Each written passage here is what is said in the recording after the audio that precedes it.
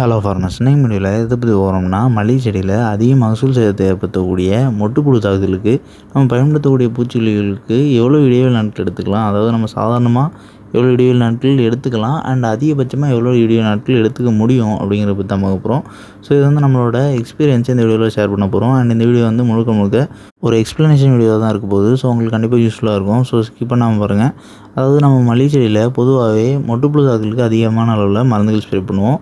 So இதுக்கான ரொட்டீனாக நம்ம பெரும்பாலான விவசாயிகள் பயன்படுத்தக்கூடிய இடைவெளி நாட்கள்னு பார்க்கும்போது 3லேருந்து 5 நாள் அப்படிங்கிறது ஆவரேஜாக இருக்கும். ஸோ ஒரு சில விவசாயிகள் 5 நாட்களுக்கு மேலே பயன்படுத்துவாங்க. ஸோ இந்த 5 நாட்கள் வர நம்ம மேக்ஸிமமான ரிசல்ட்டை கொண்டு வரதுங்கிறதே பெரிய சவாலான விஷயமா இருக்கும். எந்த மாதிரியான ஃபீல்டு அப்படின்னா, அதிகமாக களைகள் இருக்கக்கூடிய ஃபீல்டுகள், இல்லைனா கெமிக்கல் ஃபீல்ட்லேஸ் அதிக அளவு பயன்படுத்தக்கூடிய ஃபீல்டு, இந்த மாதிரி ஃபீல்டெல்லாம் 5 நாட்கள் இடைவெளி நாட்கள் கொண்டு வரதே ரொம்ப சவாலான விஷயமா இருக்கும். ஏன்னா காரணம், இந்த அந்துப்பூச்சிகள் வந்து அதிகளவு வந்து முட்டையிட்டுக்கிட்டே இருக்கும். ஸோ இந்த புழுக்கள் பொரிஞ்சிக்கிட்டு இருக்க விகிதமும் அதிகமாக இருக்கும். அண்ட் இந்த புழுக்களை கட்டுப்படுத்துறதுக்கு நம்ம பயன்படுத்தக்கூடிய பூச்சிக்கொல்லிகள் 100% புழுக்களை அழிச்சிக்கிட்டே இருக்குதில்ல அப்படிங்கிற காரணத்தினால இந்த ஒவ்வொரு ஜென்ரேஷன் புழுக்கள் மீதமிருந்து ரெசிஸ்டண்ட் ஆகி நம்ம ஸ்ப்ரே பண்ணக்கூடிய பூச்சிக்கொல்லிக்கு புழுக்கள் வந்து அழியாமல் புழுக்கள் மேலும் மேலும் பரவுறதோ, இல்லைனா ஒரு அளவு மட்டும் கண்ட்ரோல் கிடைக்கிறதோ, இந்த மாதிரியான நிலை வந்து ஏற்படும். ஸோ இது வந்து என்ன அப்படின்னா, நம்ம வந்து 5 நாட்களுக்கு பதிலாக 3 இல்லை 4 நாட்கள் இடைவெளி நாட்கள் எடுத்துட்டோம்னாலும் இந்த 100% மகசூல் வந்து சேதம் இல்லாமல் நம்ம கைக்கு வரதுங்கிறது ஒரு சில சதவீதம் வந்து டேமேஜ் இருந்துக்கிட்டே இருக்கும். அதாவது ஒரு 10 பூவுக்கு 1 பூ இல்லைனா 2 பூ அப்படிங்கிற அளவில் சேதம் வந்து இருந்துகிட்டே இருக்கும். ஸோ இந்த புழுக்கள் சேதப்படுத்தக்கூடிய முட்டுக்கள் இந்த வீதம் வந்து 10லேருந்து 20% இருக்குது அப்படிங்கிற அர்த்தம். ஸோ இந்த அளவில் இருக்கும்போது இது வந்து பெரிய பிரச்சனை இல்லை. இருந்தாலும் கூட இந்த அளவில் சேதம் வரும்போதே இந்த புழுக்கள் எல்லாமே ரெசிஸ்டண்ட் ஆகிருக்கு அப்படின்னு அர்த்தம். ஸோ இந்த ரெசிஸ்டண்ட் ஆகிருக்கக்கூடிய சதவீதம் வந்து குறைவாக இருக்குது. ஸோ அதனால் நமக்கு வந்து ஒரு 80% கண்ட்ரோல் கிடைக்கிது. மீதமுள்ள 20% கண்ட்ரோல் கிடைக்கல அப்படின்னு அர்த்தம். ஸோ எப்போதுமே ஒரு பூச்சிக்கொல்லியை வந்து நீங்கள் புதிதாக பயன்படுத்தும் போது இருக்க ரிசல்ட் வந்து நாளடைவில் குறையும். ஸோ அது எந்த மாதிரி குறையும் அப்படின்னா, நீங்கள் ஃபஸ்ட்டு ஸ்ப்ரே பண்ணியிருக்கும்போது அதுக்கு கிடைக்கக்கூடிய ரிசல்ட் வந்து அருமையான புழுக்களை அழிக்கக்கூடிய மருந்தாக இருக்குது அப்படிங்கிற மாதிரி இருக்கும். ஸோ ஃபஸ்ட் நம்ம ஸ்ப்ரே பண்ணதுக்கு பிறகு எந்த ஒரு புழுக்களுமே கண்களுக்கு தென்படாது அண்ட் எந்த ஒரு பூக்கள் சேதமுமே இருக்காது. ஸோ இதுவே நம்ம 2வது ஸ்ப்ரே 3வது ஸ்ப்ரே எல்லாம் தொடர்ச்சியாக பயன்படுத்த நாளடைவில் அதோட டோசேஜ் அதிகரிக்க வேண்டியிருக்கும். ஸ்ப்ரே பண்ணக்கூடிய இடைவெளி நாட்களை குறைக்க வேண்டியிருக்கும். ஸோ இதெல்லாம் செஞ்சோன்னாலும் இந்த புழுக்கள் வந்து கண்ணில் தென்பட்டுக்கிட்டே இருக்கும் அண்ட் புழுக்கள் சேதப்படுத்தக்கூடிய மொட்டுகளும் வந்துக்கிட்டே இருக்கும். ஸோ இந்த சதவீதமும் நாளடைவில் அதிகமாகிட்டே இருக்கும். ஸோ இந்த மாதிரி ஆகிறத வந்து நம்ம பெரும்பாலும் தவிர்க்கிறதுக்கு மாற்றி பூச்சிக்கொல்லிகளை ஆரம்பத்துலேருந்தே பயன்படுத்தணும். ஸோ ரெசிஸ்டன்ட் ஏற்பட்டிருந்து அப்படின்னா அந்த ரெசிஸ்டண்ட்டை பிரேக் பண்ணுறதுக்கு ஏற்ற மாதிரி அதிகமான விலைக்கு இருக்கக்கூடிய எஸ்சி ஃபார்மேஷன் இருக்கக்கூடிய பூச்சிக்கொல்லிகளை நம்ம வந்து பயன்படுத்தணும். ஸோ அப்படி பயன்படுத்தும் போது இந்த ரெசிஸ்டன்ட் பிரேக் ஆகி நம்ம ஸ்ப்ரே பண்ணக்கூடிய இடைவெளி நாட்கள் அதிகரித்து நம்ம எந்த பூச்சிக்கொல்லிக்கு ரெசிஸ்டண்ட் ஆச்சோ அதை வந்து ஒரு சில மாதங்களுக்கோ இல்லைனா ஒரு அதிகமான 20 நாட்களுக்கு மேற்பட்ட நாட்கள் பயன்படுத்தாமல் விட்டு பயன்படுத்தும் போது திருப்பி அதுக்கான ரிசல்ட் வந்து ஒரு சில சதவீதம் கிடைக்கும். அதாவது ஒரு 50% மேலே கிடைக்கும். ஸோ நம்ம வந்து நிறைய புழுக்களுக்கு பயன்படுத்தக்கூடிய பூச்சிக்கொல்லிகளை பற்றி வீடியோஸ் பப்ளிஷ் பண்ணியிருந்திருக்கோம். ஸோ அந்த வீடியோஸில் எல்லாமே நம்ம ஸ்ப்ரேயிங் இன்டர்வல், அதாவது ஒரு குறிப்பிட்ட இடைவெளி நாட்களுக்கு ஒரு முறை அந்த மருந்துகளை பயன்படுத்தணும் அப்படின்னு குறிப்பிட்டு வந்திருப்போம். ஸோ அதில் வந்து நம்ம குறிப்பிட்டிருக்கக்கூடிய நாட்கள் வந்து ஆவரேஜ் டு மேக்ஸிமம் அப்படிங்கிற ரேஞ்சில் இருக்கும். ஸோ ஒரு சில வீடியோஸில் வந்து நம்ம மினிமம் ரேஞ்சும் குறிப்பிட்டிருந்திருப்போம். அது தீவிரமான புழுக்கள் தாக்குதல் ஏற்படக்கூடிய பயிர்களுக்கு. ஆனால் நமக்கு இதில் குறிப்பிட்டது என்ன அப்படின்னா, புழுக்கள் தாக்குதல் முழுவதுமாக கிளியர் ஆகாமல், அதாவது ஒரு பூ சேதமடைகிறதுக்கு அந்த புழுக்கள் காரணமாக இருக்கும் பட்சத்தில் அந்த புழு அழியாமல் இருக்கிறதுக்கான காரணம் ரெசிஸ்டண்ட் ஆகுறது அப்படிங்கிறதுனால அந்த ரெசிஸ்டண்ட் ஆகிறத நம்ம எந்த மாதிரி முழுவதுமாக தவிர்க்கலாம் அப்படிங்கிறது தான் இதில் வந்து நம்ம சொல்லிகிட்ருக்கோம். ஸோ அதாவது இந்த பூச்சிக்கொல்லி ஸ்ப்ரே பண்ணக்கூடிய ஸ்டாண்டர்டான இடைவெளி நாட்கள் அப்படின்னு பார்க்கும்போது 5 நாட்களுக்கு மேலே தான். ஸோ இந்த 5 நாட்கள் அப்படிங்கிறதே ஒரு மிட் ரேஞ்சில் வரக்கூடியது. ஆனால் மேக்ஸிமமாக நம்ம மல்லிகை செடிகளுக்கு எவ்வளோ நாட்கள் இடைவெளி எடுத்துக்கலான்னு பார்க்கும்போது 8லேருந்து 9 நாட்கள் வரை எடுத்துக்கலாம். ஸோ இது வந்து நம்ம எக்ஸ்பீரியன்ஸை ஷேர் பண்ணுறோம். ஸோ இந்த 9 நாட்களுக்கு மேலே நம்ம வந்து நல்ல ரிசல்ட் கொடுக்கக்கூடிய பூச்சிக்கொல்லிகளாகவே இருந்துச்சாலும், அதாவது 2 வாரம் செயல்படும் அப்படின்னு குறிப்பிடக்கூடிய பூச்சிக்கொல்லிகளாகவே இருந்துச்சுனாலும் அது 2 வாரத்துக்கு ரிசல்ட் கொடுக்காம அதுக்கு முன்னாடியே அதோட ரிசல்ட் வந்து குறைய ஆரம்பிச்சிடும். அதை குறிப்பிட்டு ஒரு 8 நாட்களுக்கு மேலேயே குறைய ஆரம்பிச்சிடுது. ஸோ இது வந்து நம்ம வீடியோஸில் குறிப்பிட்டிருக்கிறத வச்சு சொல்கிறோம் அண்ட் நம்ம எக்ஸ்பீரியன்ஸையும் ஷேர் பண்ணுறோம். ஸோ நம்ம எந்த மாதிரியான பூச்சிக்கொல்லிலாம் இதுவரை பயன்படுத்தி அதில் அதிகமான ஸ்ப்ரேயிங் இன்டர்வல் வந்து அதிகரிச்சிருந்திருக்கோம் அப்படின்னு பார்க்கும்போது, ப்ரோஃபோனோஃபோஸ் 50% இருக்கக்கூடிய பூச்சிக்கொல்லியையும் எமாடின் பென்சோயிட் 5% எஸ்சி ஃபார்மேட்டில் இருக்கக்கூடிய பூச்சிக்கொல்லியும் சேர்த்து நம்ம பயன்படுத்தும் போது நம்ம அதிகபட்சமான 8 நாட்கள் இடைவெளி நாட்கள் எடுத்துருந்துருக்கோம். ஸோ இது வந்து ஒரு சில நேரங்களில் மழை பொழிவு ஏற்பட்டு நம்ம வந்து அந்த 8வது நாள் மருந்து ஸ்ப்ரே பண்ணுறத தவிர்க்கும் பட்சத்தில் 9வது நாள் மருந்து ஸ்ப்ரே பண்ணியிருந்திருக்கோம். ஸோ அப்படி ஸ்ப்ரே பண்ணும்போதும் புழுக்கள் தாக்குதல் ஏற்படல. அண்ட் நெக்ஸ்ட்டு என்ன காம்பினேஷன் அப்படின்னா கராட்டே லாம்டா சைக்ளோத்ரின் 5% ஈசி ஃபார்மெட்டில் இருக்கக்கூடிய பூச்சிக்கொல்லியும் அகைன் எமாமைடின் பென்சைட் 5% எஸ்சி ஃபார்மெட்டில் இருக்கக்கூடிய பூச்சிக்கொல்லியும் சேர்த்து நம்ம பயன்படுத்தும் போது அதிகபட்ச இடைவெளி நாட்களான 8 நாட்கள் எடுத்திருந்திருக்கோம். ஸோ நம்ம வந்து இந்த 8வது நாள் அதாவது இடைவெளி நாட்கள் 8 நாட்கள் முடியும் போது நம்ம ஸ்ப்ரே பண்ணுவோம். அதாவது இன்றைக்கி ஸ்ப்ரே பண்ணியிருக்கோம் அப்படின்னா இன்னிலேருந்து சரியாக 8வது நாள் இதே நேரத்துக்கு நம்ம ஸ்ப்ரே பண்ணுவோம். இந்த இடைவெளி நாட்களில் நம்ம ஸ்ப்ரே பண்ண முடியாமல் அந்த 8வது நாள் ஏதாவது மழைப்பொழிவு ஏற்பட்டு தவிர்க்கும் பட்சத்தில் நம்ம ஒரு நாளுக்கு பிறகு 9வது நாள் ஸ்ப்ரே பண்ணும்போதும் நமக்கு வந்து புழுக்கள் தாக்குதல் ஏற்படலை. ஸோ இதை நம்ம எதை குறிப்பிட்றோம் அப்படின்னா புழுக்கள் ரெசிஸ்டண்ட் ஆகாத ஃபீல்டில் ஜெனரேஷனாக வரக்கூடிய புழுக்கள் எல்லாமே நம்ம ஸ்ப்ரே பண்ணக்கூடிய பூச்சிக்கொல்லிகளுக்கு முழுவதும் அழியும் பட்சத்தில் அதிகபட்சமாக நம்மளால் எவ்வளோ இடைவெளி நாட்கள் அச்சீவ் பண்ண முடியும் அப்படிங்கிறது தான் நம்ம இந்த வீடியோவில் குறிப்பிட்றோம். அதாவது இந்த அதிகபட்சமான இடைவெளி நாட்களுக்கு நம்ம பயிரை பழக்கப்படுத்தும் போது பயிரோட ஆரோக்கியம் குன்றாமல் இருக்கும், பயிருக்கு ஃபைட்டோடாக்சிட்டி ஏற்படாமல் இருக்கும், அண்ட் புழுக்கள் 100% கட்டுப்படும், மகசூல் சேதம் 0வாக இருக்கும். ஸோ இப்படி இருக்கும்போது நமக்கு செலவினம் குறையும் அண்ட் பயிரோட ஆரோக்கியம் மகசூல் இது எல்லாமே அதிகரிக்கும். அண்ட் நெக்ஸ்ட்டு குளோரன்ட்ரைனில் அதாவது கோரஜன் அப்படிங்கிற பூச்சிக்கொல்லி வந்து நம்ம பயன்படுத்தியிருந்திருக்கோம். அதாவது இந்த கோரஜன் பயன்படுத்தியிருந்திருக்கோம். இதே இருக்கக்கூடிய டெக்னிக்கிட்டே இருக்கக்கூடிய செஞ்சி கின்ஸ்டா போன்ற பூச்சிக்கொல்லிகளும் பயன்படுத்தியிருக்கோம். ஸோ இந்த பூச்சிக்கொல்லிகள் எல்லாமே ஒரே மூலக்கூறு தான்.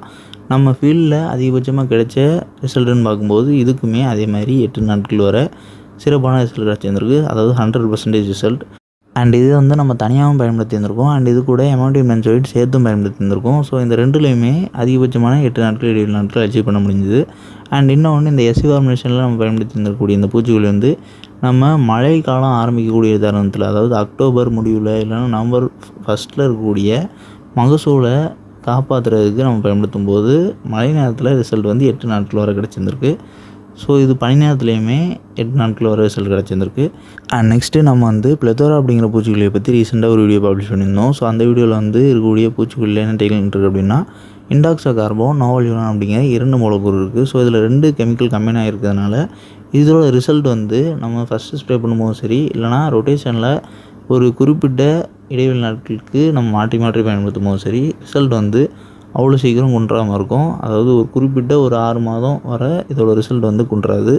ஸோ அப்படி நம்ம பயன்படுத்தும் போது இதுக்கான இடைவெளி நாட்களுமே நம்ம வந்து அதிகபட்சமாக 8 நாட்கள் வரை அச்சீவ் பண்ணியிருந்திருக்கோம். ஸோ இதுலேயுமே புழுக்கள் தாக்குதல் ஏற்படலை. ஸோ இந்த 8 நாட்களை தாண்டும் போது முட்டையிடக்கூடிய அந்த பூச்சிகளினால் அகைன் புழுக்கள் தாக்குதல் ஏற்படும். ஸோ அந்த புழுக்கள் தாக்குதல் நம்ம ஏற்படுறதுக்கு முன்னாடி பூச்சிக்கொல்லி ஸ்ப்ரே பண்ணி புழுக்களை ஒரு கண்ட்ரோல்லே வச்சுருந்துருக்கணும். ஸோ இந்த 8 நாட்கள் இடைவெளியில் நம்ம ஸ்ப்ரே பண்ணியிருக்கக்கூடிய பூச்சிக்கொல்லிகள் இது தான். ஆனால் இது இல்லாமல் இன்னுமே விலை அதிகமாக இருக்கக்கூடிய பூச்சிக்கொல்லி பயன்படுத்தும் போது இதே 8 நாட்கள் இல்லைனா இதற்கு மேலே கூட கிடைக்கிறதுக்கு வாய்ப்புகள் இருக்குது. அதாவது 9 நாள் 10 நாட்கள் கிடைக்கிறதுக்கு வாய்ப்புகள் இருக்குது. ஸோ இது என்ன தான் புழுக்கள் தாக்குதல் ஏற்படுறதை நம்ம கட்டுப்படுத்தினாலும் அதுக்கு குறிப்பாக ஃபீல்டில் வந்து களைகள் குறைவாக இருக்கணும். முடிஞ்ச அளவு களைகள் இல்லாமல் இருக்கிறது நல்லது. அண்ட் அதே நேரத்தில் கெமிக்கல் ஃபெர்டிலைசர்ஸ் அதிக அளவு பயன்படுத்துகிறத குறைக்கிறது நல்லது. ஸோ இது குறைக்கும் போதோ இல்லைனா நீங்கள் பயன்படுத்தாமல் இருக்கும்போதோ இந்த புழுக்கள் தாக்குதல் ஏற்படுறதோட அளவும் இதோட வேகமும் குறையும். ஸோ இது வந்து நீங்கள் அதுக்கான பூச்சிக்கொல்லி சரி வர பயன்படுத்தினா தான் குறையும். இதை மட்டும் இந்த உரத்தை மட்டும் குறைக்கிறது மூலிமா புழுக்கள் தாக்குதல் வந்து குறையாது. அண்ட் இன்னொன்று இது வந்து கிளைமேட் பேஸ் பண்ணி எப்போதுமே இந்த புழுக்கள் தாக்குதல் வந்து அதிகரிக்கிறது குறையிறதும் இருக்கும். ஆனால் மல்லிகை ஃபீல்டை பொறுத்தவரை இயர் அரவுண்ட் வருடம் முழுவதுமே இந்த புழுக்கள் தாக்குதல் இருக்க தான் செய்யும். ஸோ நீங்கள் எந்த நேரத்துலையும் அதாவது மழை காலத்தை தவிர்த்து மற்ற இந்த வெயில் காலத்தில் இந்த அதிகபட்ச இடைவெளி நாட்களை அச்சீவ் பண்ண முடியல அப்படின்னா உங்கள் ஃபீல்டில் பூக்களை சேதப்படுத்திகிட்டு இருக்கக்கூடிய இந்த புழுக்கள் வந்து ரெசிஸ்டண்ட் ஆகிட்டுருக்கு. அப்படி இல்லைனா ஆல்ரெடி ரெசிஸ்டண்ட் ஆகிருச்சு அப்படிங்கிறது அர்த்தம். ஸோ இது வந்து எவ்வளோ சதவீதம் உங்களுக்கு புழுக்கள் தாக்குதல் இருக்குது அப்படிங்கிறத பொறுத்து நீங்கள் வந்து புரிஞ்சிக்கலாம். அண்ட் இந்த மாதிரி இருக்கக்கூடிய புழுக்கள் வந்து நாளடைவில் ஒரு குறிப்பிட்ட டைமில் என்றைக்காவது ஒரு நாள் உங்களால் கண்ட்ரோல் பண்ணாமல் போகிறதுக்கும் வாய்ப்புகள் இருக்குது. ஸோ இந்த ரெசிஸ்டன்ட் ஏற்படுறத நீங்கள் தவிர்க்கிறதுக்கு முடிஞ்ச அளவு இனிஷியலாகவே ஸ்டெப் எடுத்து குறைந்த இடைவெளி நாட்களில் நீங்கள் பூச்சிக்கொல்லி தொடர்ச்சியாக ஸ்ப்ரே பண்ணிட்டுருக்கீங்க அப்படின்னா அதை அதிகரிக்கிறதுக்கு மருந்துகள் மாற்றி பயன்படுத்துங்க. அப்படி பயன்படுத்தலை அப்படின்னா என்றைக்கா ஒரு நாள் அதிகமான மொட்டுகள் வரக்கூடிய சமயம் இந்த புழுக்கள் நீங்கள் ஸ்ப்ரே பண்ணக்கூடிய மருந்துகளுக்கு கட்டுப்படாமல் போகலாம். ஸோ அப்படி ஆகும்போது இந்த புழுக்கள் சேதப்படுத்தக்கூடிய வேகம் அதிகமாக இருக்கும்.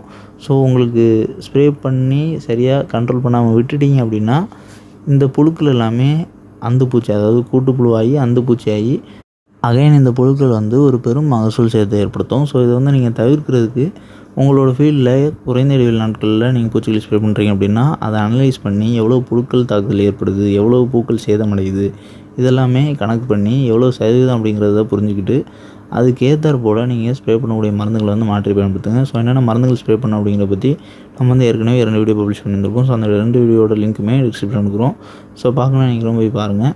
அண்ட் அதில் நம்ம குறிப்பிடக்கூடிய மருந்துகளை நீங்கள் வந்து பயன்படுத்தலாம். பிரத்யேகமாக புழுக்களுக்கு கேட்கும். அண்ட் நம்ம குறிப்பிட்டிருந்திருக்கக்கூடிய அந்த 5 நாட்கள் இடைவெளி நாட்களோ இல்லைனா 5லேருந்து 6, 7 இந்த மாதிரியான இடைவெளி நாட்கள் நீங்கள் பின்பற்றுறீங்க அப்படின்னா உங்களுக்கு ரெசிஸ்டன்ஸ் ஏற்படுறதுக்கான வாய்ப்புகள் வந்து ஓரளவு குறைவாக தான் இருக்குது.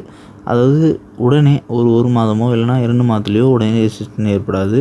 நீங்கள் வந்து மருந்துகள் மாற்றி மாற்றி பயன்படுத்தி இந்த 5லேருந்து 7 நாட்கள் அப்படிங்கிற இடைவெளி நாட்களை பின்பற்றும்போது ஸோ இந்த மாதிரி பயன்படுத்தும் போது குறைஞ்சபட்சம் ஒரு 3 அல்லது 4 மாதத்துக்கு இந்த புழுக்கள் தாக்குதல் வந்து பெரும் சேதத்தை ஏற்படுற அளவுக்கு பூச்சிக்கொல்லிகளுக்கு கேட்காமல் போகாது. அதாவது பூச்சிக்கொல்லிகளுக்கு அழியாமல் போகாது. ஸோ அவங்க வந்து உடனே பேனிக் ஆக தேவையில்லை. அதை தவிர்த்து குறைந்த 3லேருந்து 5 நாட்களுக்கு உட்பட்டு 3 அல்லது 4 நாட்களுக்கு ஒரு முறை பூச்சிக்கொல்லி ஸ்ப்ரே பண்ணுறாங்க. கண்டிப்பாக இது அந்த ரெசிஸ்டண்ட்டை பற்றி நீங்கள் வந்து அனலைஸ் பண்ணி மருந்துகள் ஸ்ப்ரே பண்ணக்கூடிய இடைவெளி நாட்களை அதிகரிக்கிறது நல்லது.